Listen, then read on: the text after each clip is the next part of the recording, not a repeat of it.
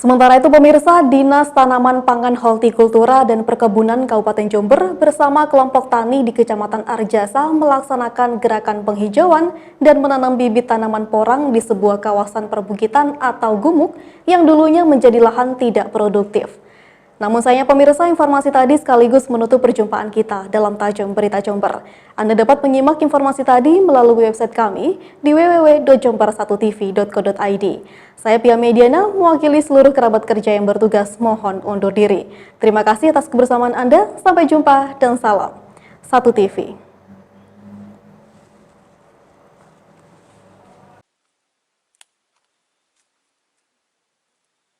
Gerakan penghijauan dan penanaman bibit tanaman porang dilakukan Dinas Tanaman Pangan Hortikultura dan Perkebunan bersama kelompok tani di Desa Candi Jati, Kecamatan Arjasa.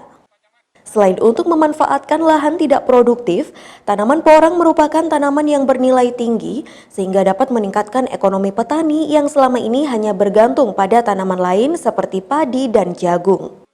Membudidayakan tanaman porang adalah solusi untuk meningkatkan kesejahteraan petani. Selain memiliki nilai jual tinggi, tanaman porang tidak membutuhkan perawatan khusus dan lahan tertentu.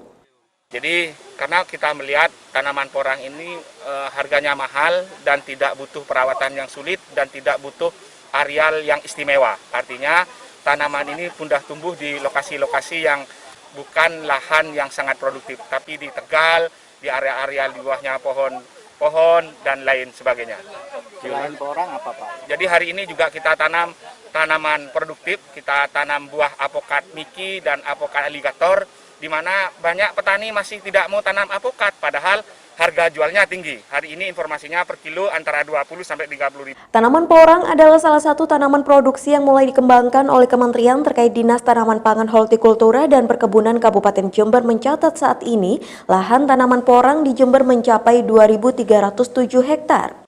Nilai porang ini kan sudah saya sampaikan bahwa tanaman porang ini menjadi tanaman masuk di Kementerian, itu salah satu tanaman produksi yang baru karena porang ini nantinya juga sebagai penunjang daripada ketahanan pangan. Jadi ada dua memang dari Kementerian yang memang di tahun 2021 ini dilonsing. Salah satunya adalah porang, yang kedua sarang burung walet. Tapi melihat potensi, melihat kondisi juga di Kabupaten Jember, istilahnya tanaman porang ini sangat potensial untuk dikembangkan di Kabupaten Jember. Kabupaten Jember sebenarnya sudah menanam porang itu sudah cukup lama, cuma memang belum terinventarisir. Jadi kurang lebihnya itu areal porang di Kabupaten Jember itu 2.307 hektar. Untuk merangsang petani dalam membudidayakan tanaman porang, Dinas Tanaman Pangan Hortikultura dan Perkebunan Kabupaten Jember telah berupaya menggandeng investor dalam pendirian pabrik di Jember. Dari Jember, Yudisadi Jember 1 TV melaporkan.